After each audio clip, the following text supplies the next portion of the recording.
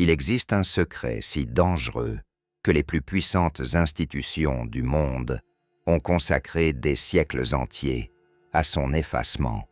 Un secret qui, s'il était révélé dans sa totalité, pourrait ébranler les fondations mêmes du pouvoir religieux et politique occidental.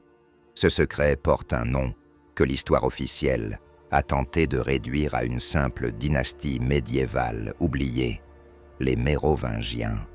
Mais derrière ce nom se cache bien plus qu'une lignée de rois francs barbares.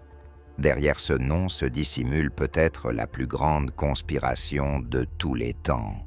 Une vérité si explosive qu'elle continue, encore aujourd'hui en 2025, d'obséder les cercles les plus fermés de l'élite mondiale. Pourquoi une dynastie disparue depuis plus de 1200 ans fascine-t-elle toujours autant? Pourquoi des organisations secrètes millénaires ont-elles dédié leur existence à protéger ou à détruire ce secret? La réponse à ces questions pourrait bouleverser tout ce que vous pensez savoir sur l'histoire de l'Occident. Notre histoire commence véritablement dans les années 1950, dans un petit village perdu du sud de la France, nommé Rennes-le-Château. C'est là qu'un prêtre nommé Berenguer Saunière avait, des décennies plus tôt, fait une découverte qui le rendit mystérieusement et inexplicablement riche. Mais ce n'est qu'après la Seconde Guerre mondiale que des chercheurs commencèrent à explorer sérieusement ce mystère. En 1956, des documents extraordinaires furent prétendument découverts à la Bibliothèque nationale de Paris, des parchemins connus sous le nom de dossiers secrets du prieuré de Sion. Ces documents révélaient quelque chose de stupéfiant. Les rois mérovingiens n'étaient pas de simples monarques barbares, mais les descendants directs d'une lignée sacrée remontant à Jésus-Christ lui-même. Selon ces textes, le sang divin coulait dans leurs veines, un sang si précieux qu'il devait être protégé à tout prix. Cette révélation déclencha une onde de choc dans les milieux ésotériques européens et attira l'attention de chercheurs du monde entier. Mais qui étaient réellement ces Mérovingiens? Leur dynastie débuta officiellement avec un roi nommé Childéric Ier au Ve siècle, mais c'est son fils Clovis Ier qui marqua véritablement l'histoire. Clovis unifia les tribus franques et se convertit au christianisme catholique en 496, lors d'un baptême spectaculaire à Reims qui changea le cours de l'histoire européenne. Pourtant, les légendes entourant les origines de cette famille remontent bien plus loin, à un ancêtre mystérieux nommé Mérové, qui donna son nom à toute la dynastie. Et c'est ici que l'histoire devient véritablement troublante. Selon les chroniques anciennes, Mérové serait né d'une double paternité absolument impossible. Son père terrestre était le roi Clodion, mais sa mère aurait également été visitée par une créature marine surnaturelle, appelée le Kinotaure, une bête mythologique décrite comme mi-taureau, mi-poisson. Cette naissance miraculeuse symboliserait l'union du divin et du terrestre, marquant le début d'une lignée qui n'appartenait pas entièrement au monde des hommes. Ce qui rend les Mérovingiens véritablement uniques dans l'histoire des dynasties européennes. Ce sont les pouvoirs surnaturels qu'on leur attribuait. Les chroniqueurs médiévaux rapportent que ces rois possédaient des capacités extraordinaires qui les distinguaient radicalement des autres monarques. Leur caractéristique la plus frappante était leur chevelure. Les rois mérovingiens portaient leurs cheveux longs, non par simple coquetterie ou tradition barbare, mais parce que leur puissance résidait littéralement dans leurs cheveux. Cette croyance n'était pas anodine. Tout comme Samson dans la Bible hébraïque perdait sa force surhumaine lorsque Dalila lui coupait les cheveux, les Mérovingiens voyaient leur pouvoir, spirituel et temporel, s'évanouir si on les tondait. C'est d'ailleurs ainsi que leurs ennemis les neutralisaient politiquement, en les forçant à couper leur chevelure sacrée. On les dépouillait symboliquement et magiquement de leur droit divin à régner. Mais leurs cheveux n'étaient que la manifestation visible d'un pouvoir bien plus profond et dérangeant. Les chroniques anciennes mentionnent également que les rois mérovingiens possédaient le don de guérison par simple imposition des mains, une capacité que seuls les êtres d'origine divine étaient censés détenir.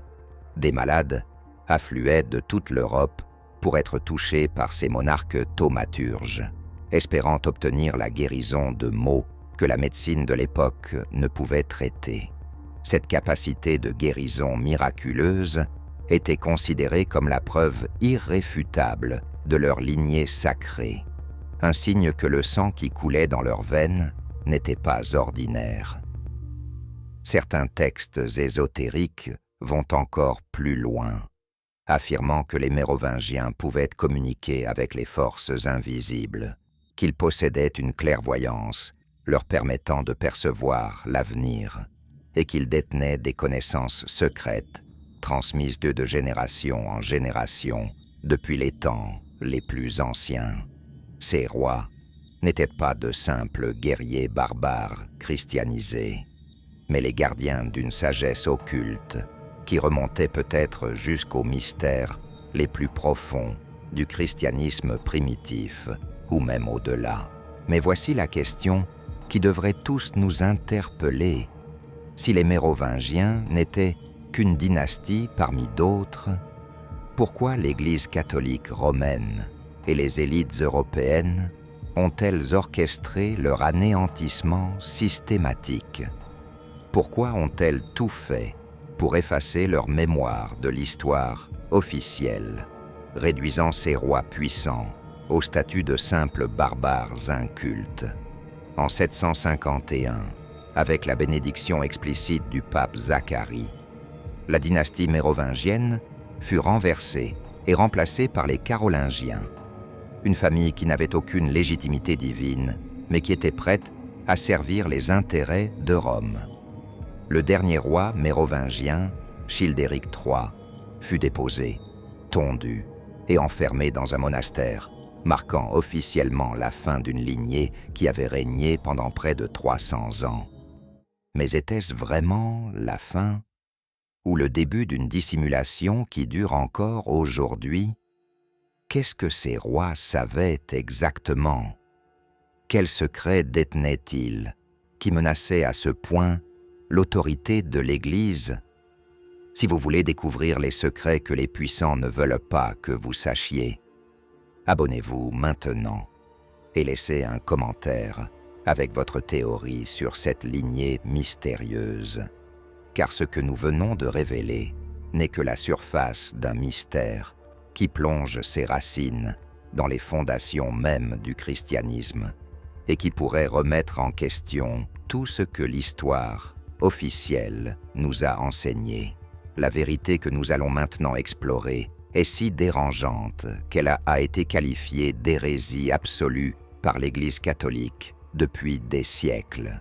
C'est une vérité qui, si elle était prouvée, détruirait instantanément 2000 ans de dogmes religieux et transformerait radicalement notre compréhension de l'histoire occidentale. Cette vérité porte un nom énigmatique qui a traversé les âges en se dissimulant derrière un des plus grands mythes de la chrétienté, le Sangréal, le sang royal. Pendant des siècles, on nous a fait croire que le Saint Graal était une coupe mystique, le calice utilisé par Jésus lors de la scène, ou le récipient ayant recueilli son sang lors de la crucifixion. Mais, et si cette interprétation n'était qu'un voile pudique jeté sur une réalité bien plus troublante? Et si le véritable Graal n'était pas un objet, mais une lignée sanguine? Et si Sangréal ne signifiait pas Saint Graal, mais littéralement sang royal, le sang d'une dynastie descendant directement de Jésus-Christ lui-même? Cette théorie explosive repose sur une question que l'Église a toujours refusé d'aborder ouvertement. Jésus a-t-il eu des descendants? Les évangiles canoniques restent prudemment silencieux sur la vie personnelle du Christ, particulièrement concernant d'éventuelles relations conjugales. Pourtant, dans la culture juive du 1er siècle, il était pratiquement impensable qu'un rabbi respecté de 33 ans ne soit pas marié. Le célibat était considéré comme anormal, voire suspect dans cette société. Si Jésus avait été célibataire, les évangiles l'auraient probablement mentionné explicitement, tant cela aurait été inhabituel. Leur silence sur ce sujet pourrait-il être révélateur? Les textes gnostiques découverts à Nag Hammadi en Égypte en 1945 offrent une perspective radicalement différente de celle des évangiles officiels. L'évangile de Philippe, écrit au IIIe siècle, mais basé sur des traditions plus anciennes, décrit Marie-Madeleine comme la compagne du Christ, utilisant un terme araméen qui peut signifier « épouse ». Le texte précise même que Jésus l'embrassait souvent sur la bouche, provoquant la jalousie des autres disciples. L'évangile de Marie présente Marie-Madeleine comme la disciple préférée du Christ, celle à qui il révélait des enseignements secrets qu'il ne partageait pas avec les autres. Selon la tradition ésotérique transmise à travers les siècles par des sociétés secrètes, Marie-Madeleine n'était pas la prostituée repentie que l'Église catholique a voulu faire d'elle pour diminuer son importance. Elle était en réalité une femme de haute naissance, probablement issue de la tribu de Benjamin, une des 12 tribus d'Israël. Son union avec Jésus, descendant de la lignée royale de David par la tribu de Juda, aurait représenté une alliance dynastique d'une importance capitale pour le judaïsme de l'époque. Cette union aurait produit des enfants, des héritiers portant à la fois le sang royal davidique et, selon la croyance chrétienne, le sang divin du Fils de Dieu. Mais la crucifixion de Jésus, aux alentours de l'an 33, bouleversa tout. Marie-Madeleine, enceinte ou accompagnée de jeunes enfants, aurait dû fuir la Palestine, où les partisans du Christ étaient persécutés par les autorités romaines et les dirigeants juifs orthodoxes. Selon la légende, elle embarqua sur un navire sans voile, ni rame, guidé par la providence divine, qui la conduisit miraculeusement jusqu'aux côtes de la Gaule. Le bateau accosta en Provence, dans une région qui deviendrait plus tard le sud de la France, probablement près de l'actuelle Sainte-Marie de la Mer.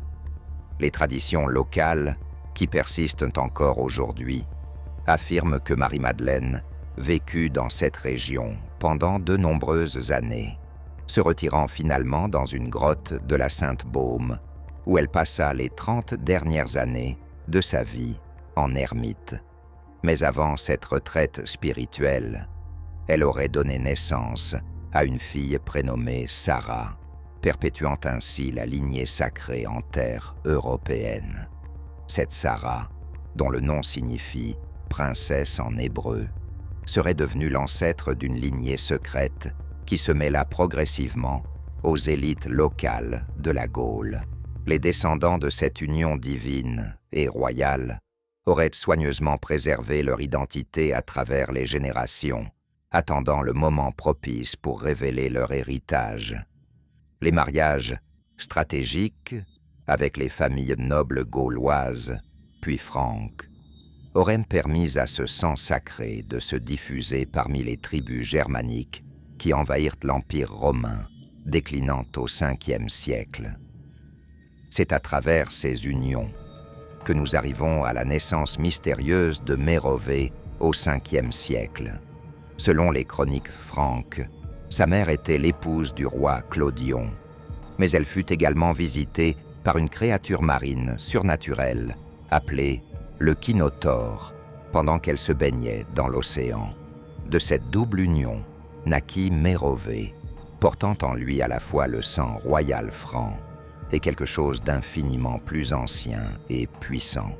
Cette légende, apparemment absurde, prend un sens totalement différent lorsqu'on la décode symboliquement. Le Kinotaure, créature mi-taureau, mi-poisson, représente l'union de deux symboles anciens.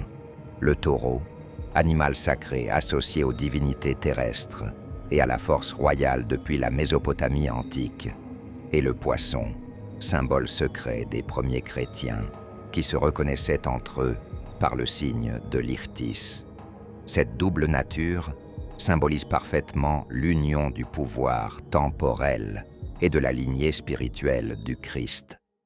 Mérové serait donc né de deux pères, un père terrestre lui donnant la légitimité politique et un père spirituel lui transmettant le sang sacré remontant à Jésus lui-même à travers Marie-Madeleine et Sarah. Cette interprétation transforme radicalement notre compréhension des Mérovingiens.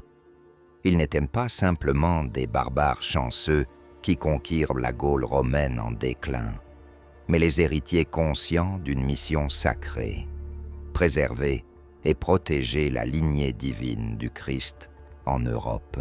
Leur pouvoir surnaturel, leurs cheveux longs, source de puissance, leur capacité de guérison miraculeuse, tout cela s'expliquerait par le sang exceptionnel qui coulait dans leurs veines. Ils étaient, littéralement, les rois du sang royal, les gardiens vivants du véritable Graal. Cette révélation a des implications théologiques absolument catastrophiques pour l'Église catholique. Toute l'autorité de Rome repose sur un principe fondamental. Jésus était le Fils unique de Dieu, mort sur la croix pour racheter les péchés de l'humanité, ressuscité et monté au ciel sans laisser de descendance terrestre. L'Église se présente comme son unique représentant légitime sur terre, le pape étant le vicaire du Christ, son substitut en son absence. Mais si Jésus avait eu des descendants, si son sang coulait toujours dans les veines de certaines familles européennes, l'autorité de l'Église s'effondrerait instantanément.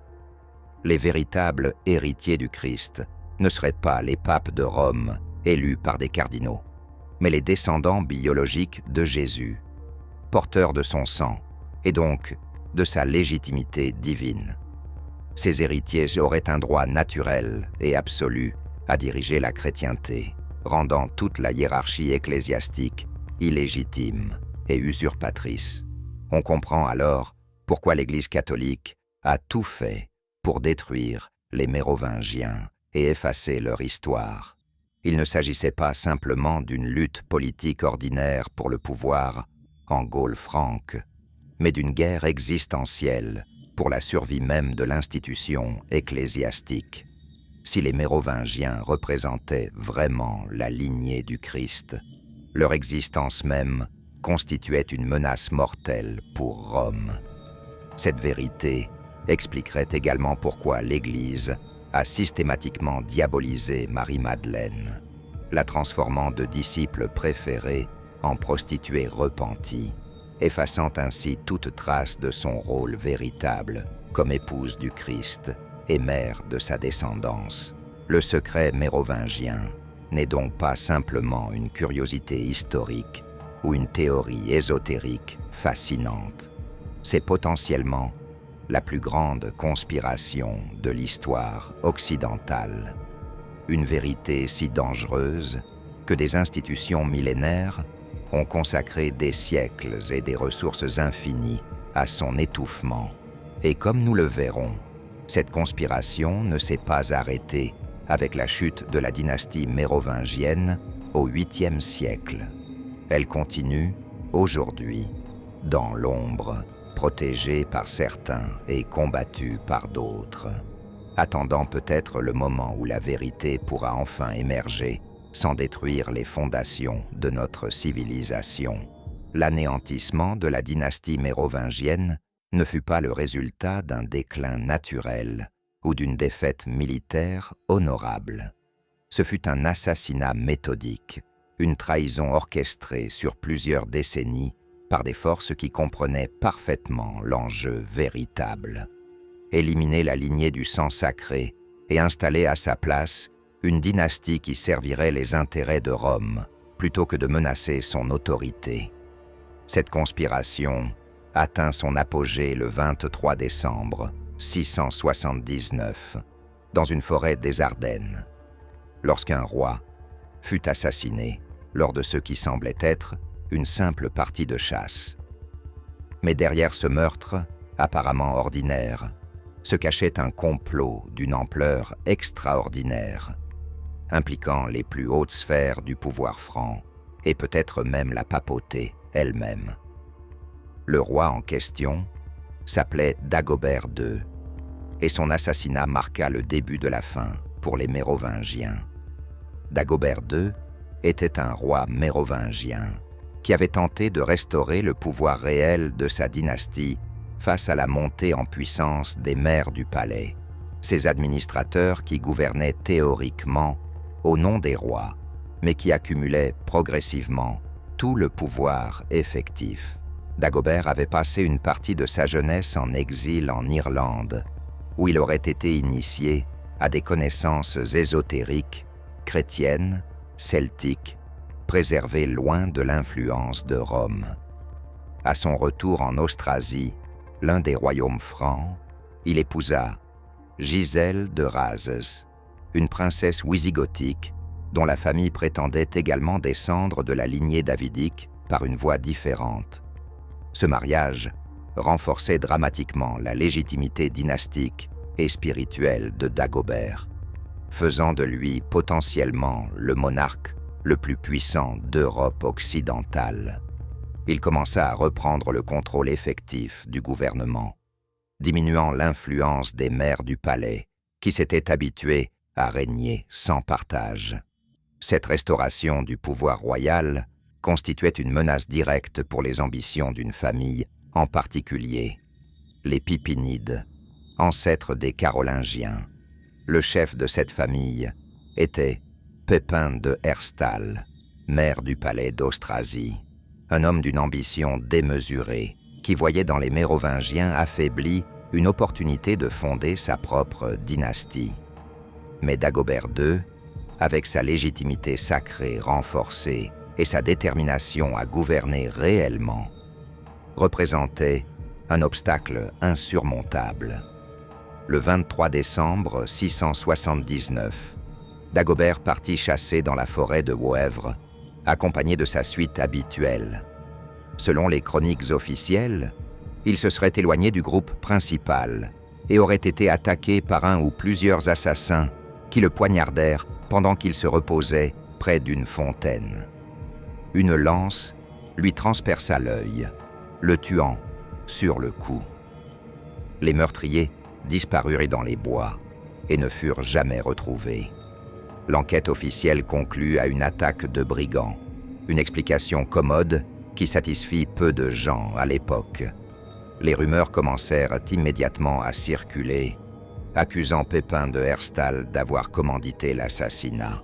Ces rumeurs étaient si persistantes que l'Église dut intervenir pour les contrer, canonisant même Dagobert II comme saint martyr au IXe siècle, probablement pour détourner l'attention des véritables circonstances de sa mort. Après l'assassinat de Dagobert II, les Mérovingiens ne se relevèrent jamais vraiment. Ses fils furent écartés du pouvoir par divers moyens: empoisonnement suspect, accidents opportuns, exil forcé dans des monastères. Les Pipinides consolidèrent méthodiquement leur contrôle, transformant les rois mérovingiens survivants en simples fantoches, les fameux rois fainéants que l'historiographie officielle nous présente comme des monarques paresseux et incompétents. Mais cette image est une propagande carolingienne destinée à justifier rétrospectivement l'usurpation. En réalité, ces rois étaient systématiquement privés de tout pouvoir, réel, isolés contrôlés, réduits à des cérémonies purement symboliques, tandis que les maires du palais gouvernaient en leur nom. Charles Martel, fils de Pépin de Herstal, perfectionna cette stratégie. Devenu maire du palais, en 717, il accumula un pouvoir militaire considérable. Utilisant les guerres constantes contre les musulmans, les Saxons et les Frisons, pour bâtir une armée loyale envers lui, personnellement plutôt qu'envers le roi mérovingien Fantoche. Sa victoire contre les forces musulmanes à Poitiers, en 732, lui donna un prestige immense dans toute la chrétienté, le présentant comme le sauveur de l'Europe face à l'invasion islamique. Ce prestige militaire, Charles Martel l'utilisa pour négocier directement avec la papauté, contournant complètement l'autorité royale mérovingienne. C'était une préparation minutieuse pour ce qui allait suivre. À la mort de Charles Martel, en 741, son fils Pépin le Bref hérita de la charge de maire du palais et de l'ambition dynastique familiale. Mais Pépin voulait plus que le simple pouvoir de facto. Il voulait la couronne elle-même, la légitimité officielle, le titre royal. Le problème était que les Mérovingiens, malgré leur affaiblissement, conservaient une aura de légitimité sacrée que les Carolingiens ne pouvaient simplement s'approprier. Leur sang royal, leurs cheveux longs symboliques, leur descendance prétendument divine, leur conférait un statut que la simple force militaire ne pouvait remplacer. Pépin devait donc trouver une autorité supérieure capable de transférer cette légitimité des Mérovingiens aux Carolingiens. Cette autorité ne pouvait être que la papauté. En 750, Pépin envoya une ambassade à Rome, portant une question apparemment innocente au pape Zacharie. Qui méritait vraiment d'être appelé roi? Celui qui possédait le pouvoir effectif ou celui qui n'en avait que le titre? La réponse du pape était prévisible et soigneusement orchestrée. Celui qui exerçait réellement le pouvoir méritait également le titre. Cette déclaration papale fournissait la justification théologique dont Pépin avait besoin. En 751, lors d'une assemblée à Soissons, Childéric III, le dernier roi mérovingien, fut officiellement déposé. Dans un geste hautement symbolique et profondément humiliant, on lui coupa les cheveux longs, le privant ainsi rituellement de son pouvoir sacré mérovingien, exactement comme on neutralisait ses rois depuis des siècles. Childéric fut ensuite enfermé dans le monastère de Sitiu, où il mourut 4 ans plus tard, dans l'obscurité. Pépin le Bref fut couronné roi des Francs par l'évêque Boniface, et cette cérémonie fut ensuite confirmée par le pape Étienne II en personne en 754. Ce pacte entre les Carolingiens et la papauté n'était pas simplement un arrangement politique opportuniste. C'était un accord fondamental qui remodela l'Europe pour les siècles à venir. En échange du soutien papal pour leur usurpation, les Carolingiens s'engageaient à servir les intérêts de Rome de manière inconditionnelle. Le fils de Pépin, Charles, futur Charlemagne, étendit massivement les territoires de l'Église catholique par ses conquêtes, convertit de force les Saxons au christianisme par des massacres systématiques, et fut finalement couronné empereur du Saint-Empire romain germanique par le pape Léon III en l'an 800. Cet empire carolingien devint le bras armé de l'Église, imposant l'orthodoxie catholique romaine dans toute l'Europe occidentale et détruisant méthodiquement toute trace des traditions ésotériques chrétiennes alternatives qui auraient pu menacer l'autorité papale. Les Carolingiens accomplissaient ainsi exactement ce que Rome attendait d'eux: éliminer non seulement les Mérovingiens physiquement, mais aussi spirituellement, effacer leur héritage, leur symbolisme, leur prétention à une légitimité divine supérieure. Mais l'histoire officielle cache quelque chose de crucial.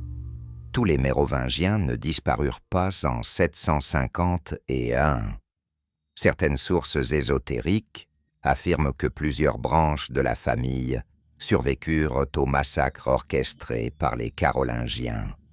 Selon ces traditions, des descendants de Dagobert II et d'autres princes mérovingiens auraient fui vers différentes régions d'Europe, emportant avec eux le secret de leur lignée sacrée.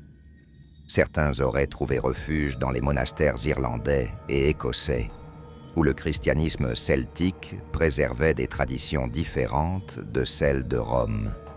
D'autres se seraient établis en Septimanie, dans le sud de la Gaule, où les communautés juives importantes auraient reconnu et protégé cette lignée davidique. D'autres encore auraient voyagé vers le nord, s'intégrant à la noblesse scandinave ou anglo-saxonne, ces lignées cachées, ces rois perdus, comme les appellent certains textes ésotériques, auraient préservé leur identité secrète à travers les siècles, transmettant de génération en génération la connaissance de leur véritable héritage et attendant le moment propice pour révéler leur existence au monde. Plusieurs familles nobles européennes ont été secrètement associées à cette descendance mérovingienne cachée.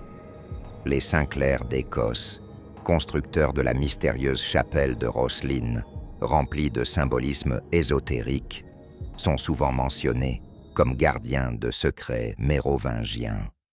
La famille Habsbourg, qui domina l'Europe centrale pendant des siècles, aurait également des liens avec la lignée sacrée à travers des mariages stratégiques médiévaux. Même certaines branches des Plantagenets, la dynastie qui régna sur l'Angleterre du XIIe au XVe siècle, auraient intégré du sang mérovingien dans leur arbre généalogique. Ces connexions n'ont jamais été ouvertement revendiquées, car le faire aurait signifié défier directement l'autorité de l'Église et s'exposer à la destruction. Mais dans les cercles ésotériques, dans les loges secrètes, dans les ordres mystiques qui traversèrent les siècles, la connaissance de ces lignées cachées fut soigneusement préservée et transmise.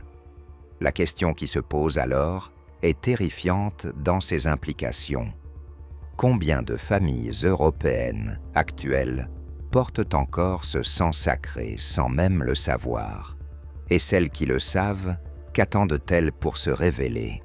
Si le secret mérovingien était si dangereux qu'il nécessitait d'être effacé de l'histoire officielle, il était également si précieux que certaines organisations se consacrèrent entièrement à sa préservation. Pendant que les Carolingiens et l'Église catholique travaillaient à détruire toute trace de la lignée sacrée, d'autres forces, opérant dans l'ombre, s'organisaient pour protéger les descendants survivants et conserver la preuve de leur héritage divin. Ces gardiens du secret formèrent des sociétés mystérieuses qui traversèrent les siècles, utilisant des codes, des symboles et des rituels pour transmettre leurs connaissances d'une génération à l'autre. Parmi toutes ces organisations, une se distingue par son importance et son mystère: le prieuré de Sion. Selon les documents découverts à la Bibliothèque nationale de France dans les années 1960, cette confrérie secrète aurait été fondée en l'an 1099 à Jérusalem, exactement au moment de la première croisade, par un chevalier français nommé Godefroy de Bouillon. Mais contrairement à ce que l'histoire officielle raconte, la véritable mission de Godefroy n'était pas simplement de libérer la Terre sainte des musulmans. Godefroy de Bouillon était, selon les dossiers secrets du prieuré de Sion, un descendant direct de la lignée mérovingienne par sa mère. Lorsqu'il conquit Jérusalem en 1099 et qu'on lui offrit le titre de roi, il le refusa, acceptant seulement celui d'avoué du Saint-Sépulcre. Ce refus apparemment humble cache en réalité une signification profonde. Godefroy attendait le moment de restaurer la véritable monarchie sacrée, celle du sang royal mérovingien, plutôt que d'accepter un titre temporaire dans un royaume de croisés. Le prieuré de Sion qu'il fonda aurait eu pour mission de protéger les descendants mérovingiens cachés en Europe et de préparer méthodiquement leur retour au pouvoir. Cette organisation aurait compté parmi ses membres et ses grands maîtres certains des esprits les plus brillants et influents de l'histoire occidentale. Les dossiers secrets mentionnent une liste extraordinaire. Léonard de Vinci, de 1510 à 1519. Robert Fludd, Robert Boyle, Isaac Newton, de 1691 à 1727. Victor Hugo, de 1834 à 1885. Claude Debussy et Jean Cocteau, de 1918 à 1963. Si cette liste est authentique, et de nombreux chercheurs en débattent férocement, cela signifierait que certaines des œuvres les plus célèbres de ces génies cachaient des messages codés concernant le secret mérovingien. Les peintures de Léonard de Vinci, particulièrement la scène, prendraient un sens totalement nouveau. La figure à la droite du Christ, traditionnellement identifiée comme l'apôtre Jean, mais possédant des traits féminins prononcés, serait en réalité Marie-Madeleine, l'épouse du Christ. L'absence de calice sur la table du dernier repas indiquerait que le véritable Graal n'est pas un objet, mais une personne, Marie-Madeleine elle-même, porteuse du sang royal. Les travaux scientifiques et alchimiques d'Isaac Newton contiendraient des références cryptées à la recherche de la pierre philosophale, métaphore de la lignée sacrée, capable de transformer le plomb en or, c'est-à-dire de restaurer la monarchie divine sur terre.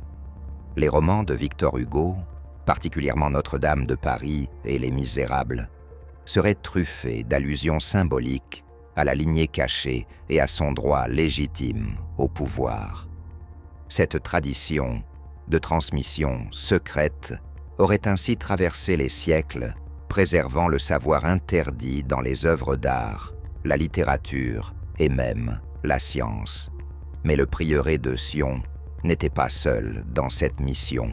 Une autre organisation, beaucoup plus connue et infiniment plus puissante, joua un rôle crucial dans la découverte et la protection du secret mérovingien. Les Chevaliers du Temple, plus connus sous le nom de Templiers, fondés officiellement en 1118 par Hugues de Payens et 8 autres chevaliers français. L'Ordre du Temple se présenta comme une organisation militaire dédiée à la protection des pèlerins en Terre Sainte. Pourtant, pendant leurs 9 premières années d'existence, les Templiers ne protégèrent pratiquement aucun pèlerin. Au lieu de cela, ces 9 chevaliers passèrent leur temps à fouiller systématiquement les ruines sous le mont du Temple, à Jérusalem, précisément à l'emplacement de l'ancien temple de Salomon, détruit par les Romains en l'an 70. Que cherchaient-ils avec une telle obsession? Selon les traditions ésotériques, ils cherchaient des documents et des artefacts cachés par les prêtres juifs avant la destruction du temple, des preuves de la véritable nature du Christ et de sa descendance. En 1127, les Templiers quittèrent soudainement Jérusalem et retournèrent en Europe, transformés.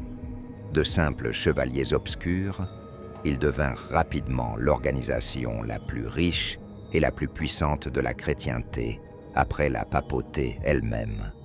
En quelques décennies, ils accumulèrent des richesses colossales, obtinrent des privilèges extraordinaires du pape, incluant l'exemption de toute autorité séculière et ecclésiastique locale, et développèrent un réseau de commanderies à travers toute l'Europe. Cette ascension fulgurante ne peut s'expliquer uniquement par leurs activités bancaires et militaires. De nombreux chercheurs suggèrent que les Templiers découvrirent sous le temple de Salomon des documents prouvant que Jésus avait eu des descendants, que ces descendants étaient les Mérovingiens, et que l'Église catholique le savait depuis toujours. Armés de ces preuves explosives, les Templiers auraient possédé un pouvoir de chantage absolu sur la papauté. Ils pouvaient, à tout moment, révéler ces documents et détruire l'autorité de l'Église. Cette menace expliquerait pourquoi les papes leur accordèrent des privilèges si extraordinaires et pourquoi l'ordre devint pratiquement un État dans l'État, répondant uniquement au pape et à personne d'autre. Pendant près de 2 siècles, les Templiers préservèrent leurs secrets, accumulant richesses et influences tout en protégeant probablement les descendants mérovingiens cachés. Mais en 1307, tout changea brutalement. Le vendredi 13 octobre 1307, sur ordre du roi de France, Philippe le Bel, et avec l'approbation du pape Clément V, des milliers de Templiers furent arrêtés simultanément dans toute la France. Ils furent accusés d'hérésie, d'adorer une idole appelée Baphomet, de cracher sur la croix et de pratiques homosexuelles. Sous la torture, certains avouèrent ces crimes absurdes. Le grand maître Jacques de Molay et d'autres dirigeants furent brûlés vifs à Paris en 1314. L'histoire officielle présente cette destruction comme une simple confiscation des biens templiers par un roi endetté et cupide. Mais l'explication ésotérique est bien plus troublante. Philippe le Bel et le pape Clément V, terrifiés par le secret que détenaient les Templiers, orchestrèrent leur anéantissement pour détruire les preuves de la lignée mérovingienne. Cependant, ils échouèrent partiellement. La flotte templière basée à La Rochelle disparut mystérieusement la veille des arrestations, emportant probablement les documents les plus précieux vers des destinations inconnues, peut-être l'Écosse, le Portugal ou même les Amériques.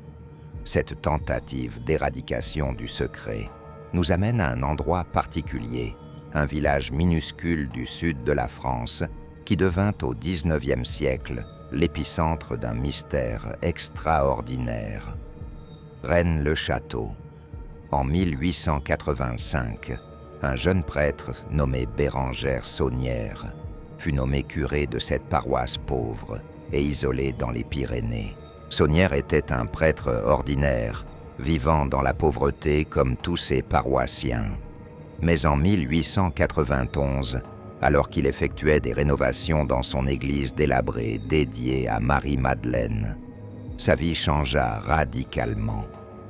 En déplaçant la pierre d'autel wisigothique, il découvrit 4 parchemins cachés dans un pilier creux. 2 de ces parchemins contenaient des généalogies, les 2 autres, des textes évangéliques en latin, avec des lettres étrangement surélevées, formant des messages codés. Saunière emporta immédiatement ces documents à Paris pour les faire examiner par des experts ecclésiastiques. À son retour à Rennes-le-Château 3 semaines plus tard, il était devenu inexplicablement riche. Dans les années suivantes, Saunière dépensa des sommes colossales dont l'origine resta mystérieuse. Il fit construire une villa luxueuse qu'il nomma Villa Betania, une tour qu'il appela Tour Magdala, en référence à Marie-Madeleine, aménagea des jardins somptueux et rénova entièrement son église en y ajoutant des décorations absolument extraordinaires et dérangeantes. Au-dessus de l'entrée de l'église, il fit graver une inscription terrifiante. Terribilis et locus ist, Ce lieu est terrible. Une citation de la Genèse faisant référence au lieu où Jacob vit l'échelle céleste. À l'intérieur, il plaça une statue du démon Asmodée gardant l'entrée. Un choix iconographique absolument inhabituel pour une église catholique. Asmodée est, selon la tradition ésotérique, le démon gardien des trésors cachés et des secrets.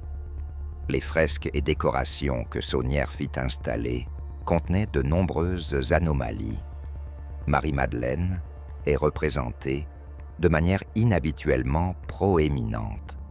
Certaines stations du chemin de croix montrent des détails géographiques et vestimentaires impossibles historiquement, et des symboles ésotériques sont disséminés partout.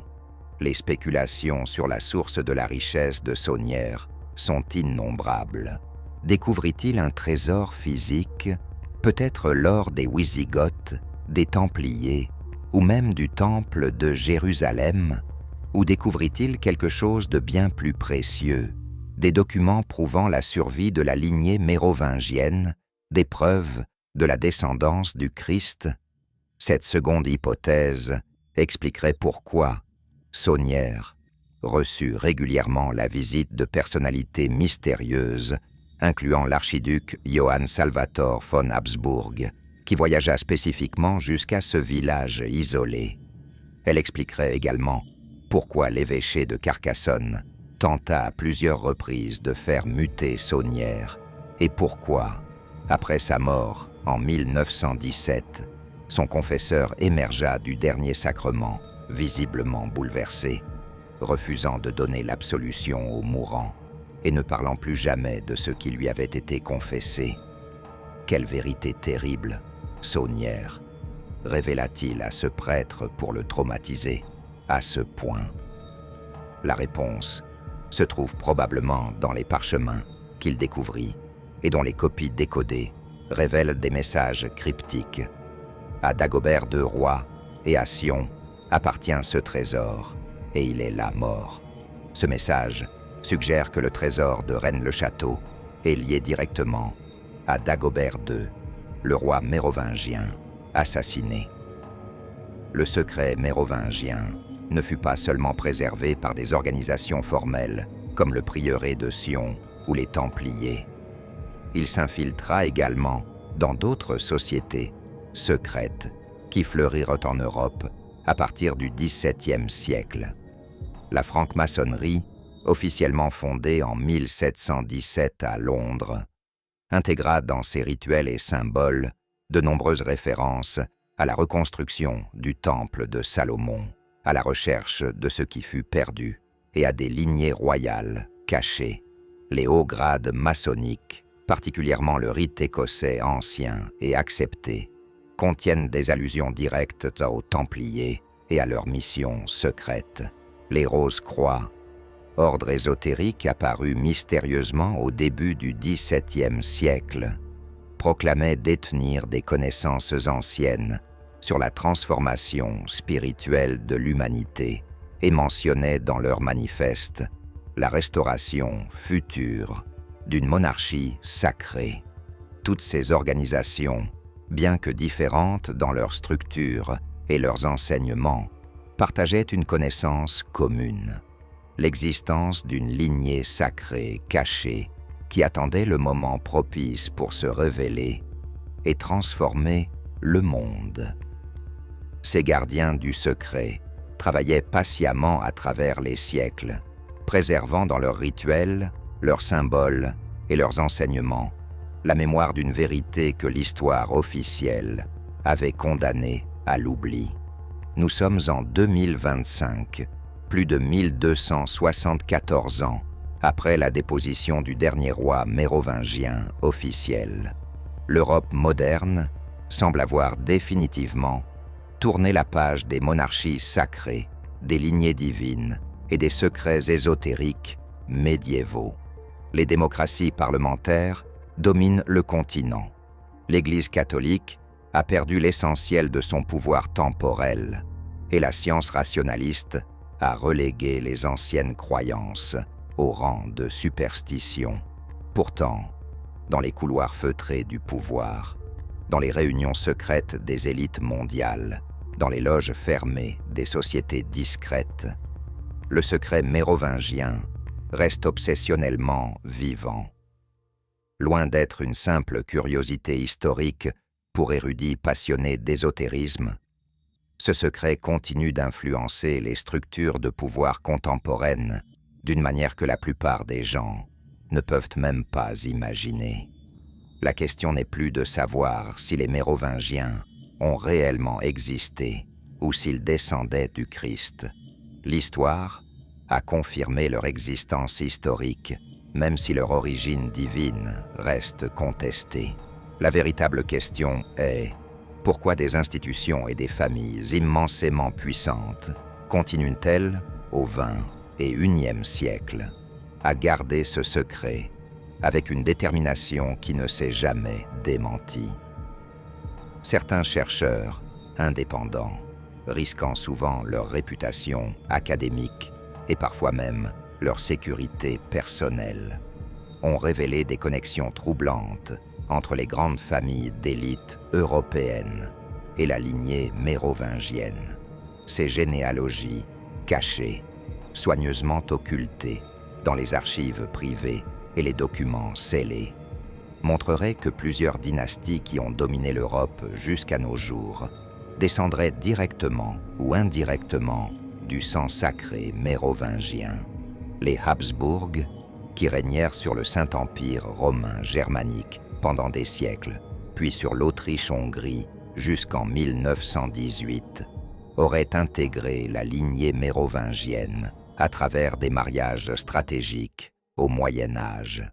Les Bourbons, qui occupèrent les trônes de France, d'Espagne et de Naples, revendiqueraient secrètement une ascendance similaire.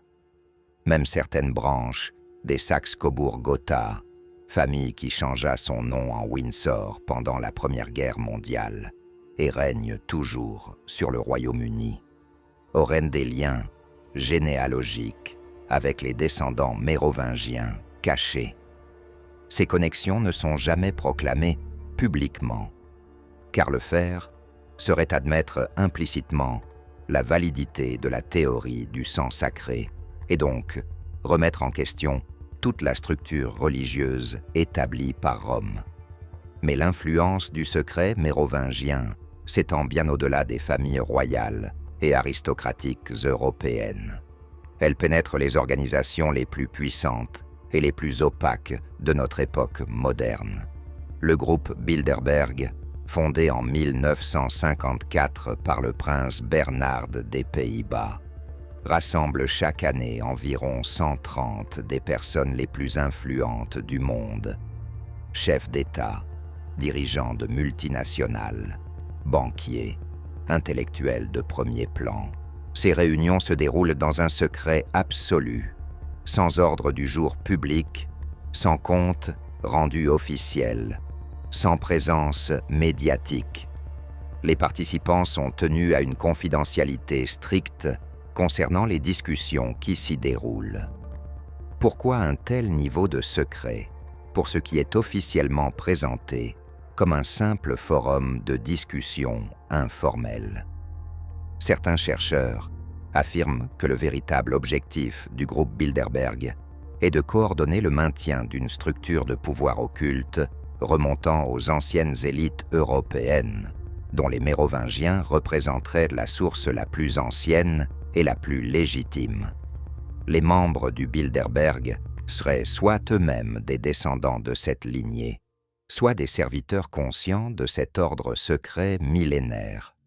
La commission trilatérale, fondée en 1973 par David Rockefeller et Zbigniew Brzezinski, rassemble des élites d'Amérique du Nord, d'Europe et du Japon, dans un but officiellement similaire: favoriser la coopération entre ces trois régions. Mais ici aussi, le niveau de discrétion et d'influence est disproportionné par rapport à la mission annoncée. Ces organisations seraient-elles les manifestations modernes des anciennes sociétés secrètes comme le prieuré de Sion, utilisent-elles leur pouvoir économique et politique colossal pour maintenir des structures de domination qui remontent aux Mérovingiens et à leur prétendue légitimité divine. Cette hypothèse expliquerait pourquoi, malgré l'apparence démocratique de nos sociétés modernes, le pouvoir réel reste concentré entre les mains d'un nombre étonnamment restreint de familles et d'individus qui semblent tous liés par des réseaux invisibles mais très réels. La franc-maçonnerie de haut niveau, particulièrement les degrés au-delà du 33e degré du rite écossais, serait également dépositaire de ce savoir ancestral, utilisant leurs rituels et symboles pour transmettre la connaissance de la lignée sacrée à ceux jugés dignes de cette révélation. Au-delà des théories sur les élites contemporaines, le secret mérovingien possède également une dimension prophétique qui obsède certains cercles ésotériques européens depuis des siècles. De nombreux textes mystiques, incluant les prophéties de Nostradamus, les centuries de différents voyants médiévaux et les prédictions de saints catholiques hétérodoxes, mentionnent l'arrivée future d'un grand monarque qui unifiera l'Europe dans une période de chaos terminal.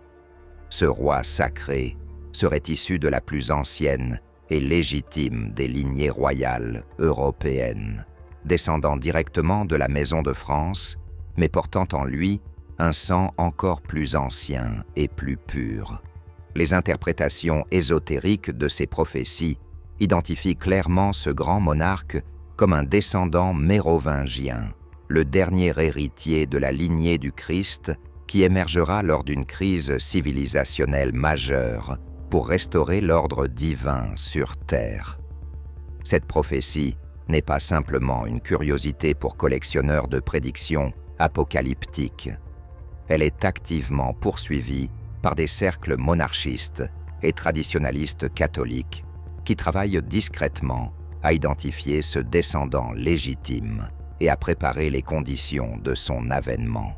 Ces groupes, actifs en France, en Espagne, en Autriche et ailleurs en Europe, maintiennent des archives généalogiques secrètes, surveillent les descendances potentielles et attendent le moment où l'effondrement des institutions démocratiques modernes créera un vide de pouvoir que leur grand monarque pourra remplir.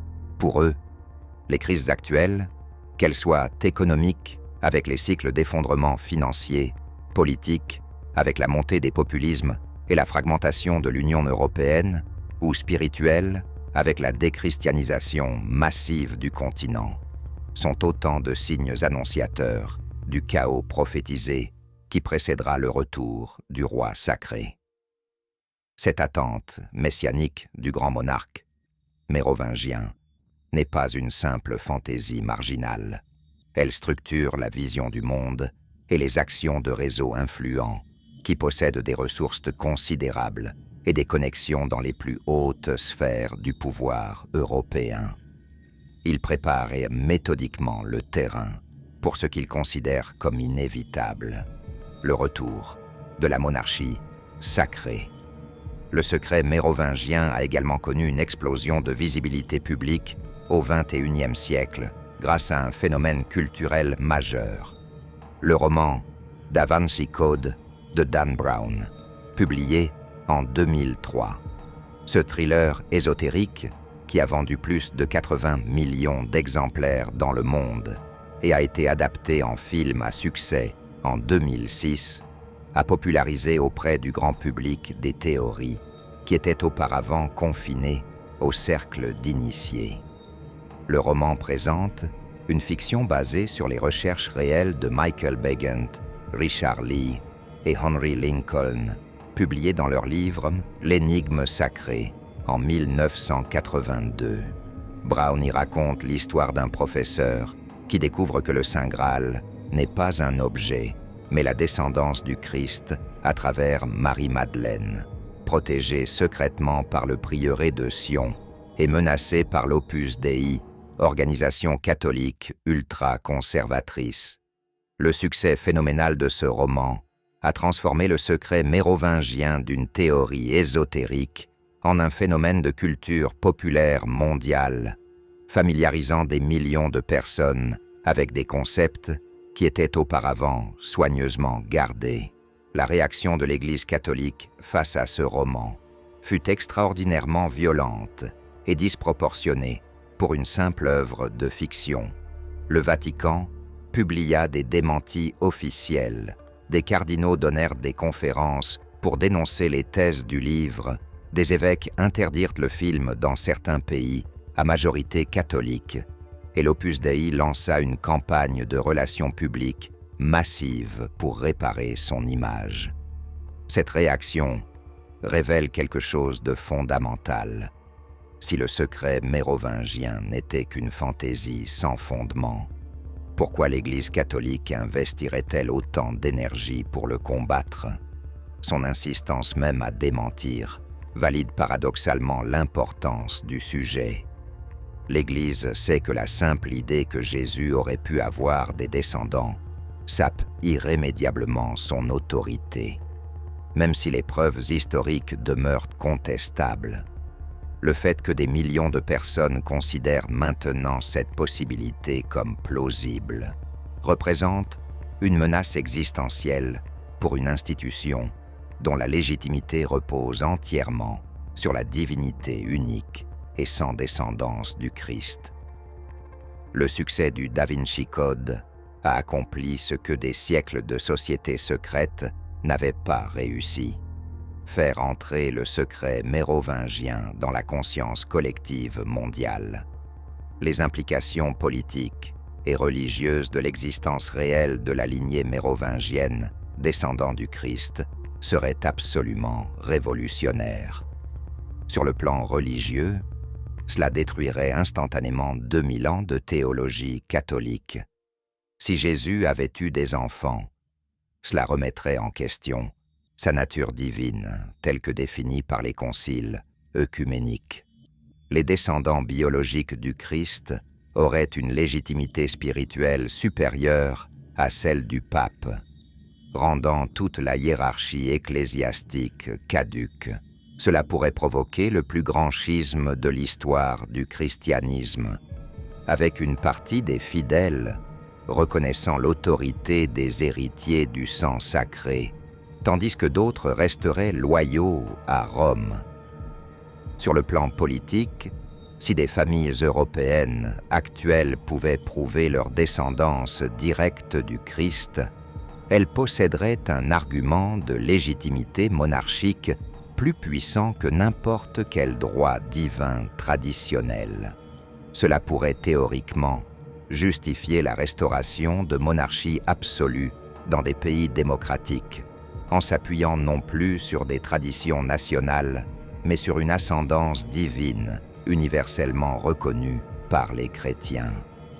Cette perspective terrifiante pour les structures de pouvoir actuelles explique pourquoi le secret continue d'être si jalousement gardé. Les démocraties modernes, les républiques séculaires, les monarchies constitutionnelles vidées de leur pouvoir réel, tout cet ordre politique, établi péniblement depuis la Révolution française et les Lumières, pourrait s'effondrer face à la révélation d'une lignée sacrée légitime. Les élites actuelles, qu'elles soient démocratiquement élues ou qu'elles détiennent un pouvoir économique, n'ont aucun intérêt à voir émerger une autorité qui pourrait transcender toutes leurs sources de légitimité. C'est pourquoi le secret mérovingien reste un sujet tabou dans les médias mainstream. Pourquoi les recherches sérieuses sur ce thème sont marginalisées académiquement. Et pourquoi ceux qui creusent trop profondément se retrouvent souvent discrédités, écartés ou pire. Le secret doit rester secret, non pas parce qu'il est nécessairement vrai dans tous ses détails, mais parce que même sa possibilité théorique représente une menace pour l'ordre établi. Pourtant, il existe une perspective plus nuancée sur le véritable pouvoir du secret mérovingien.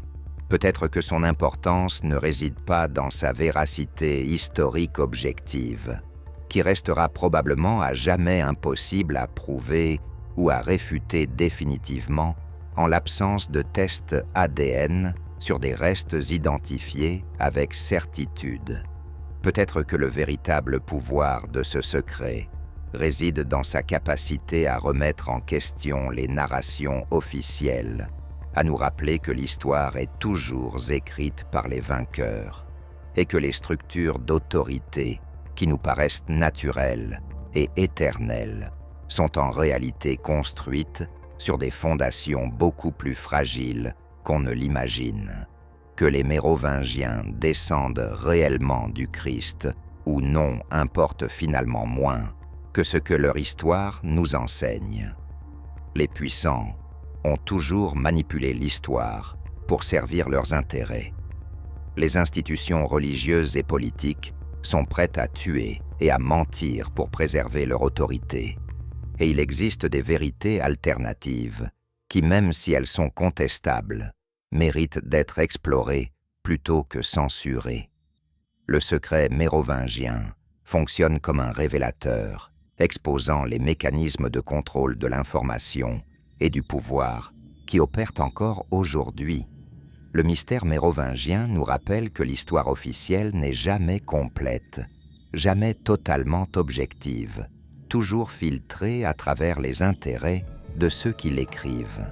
Si cette exploration des secrets cachés vous a fasciné, abonnez-vous pour continuer à dévoiler les vérités que les puissants préfèrent garder dans l'ombre. Likez cette vidéo et partagez-la avec ceux qui osent questionner la version officielle. Nous continuerons ensemble à percer les mystères du passé et à révéler ce que l'on nous cache. Car dans un monde où l'information est manipulée, où les récits sont contrôlés, où les secrets sont jalousement gardés par des élites qui prétendent agir pour notre bien, notre seule arme est la curiosité, le questionnement et le refus d'accepter aveuglément ce qu'on nous dit. Le secret mérovingien, qu'il soit vrai ou faux, nous enseigne la leçon la plus importante.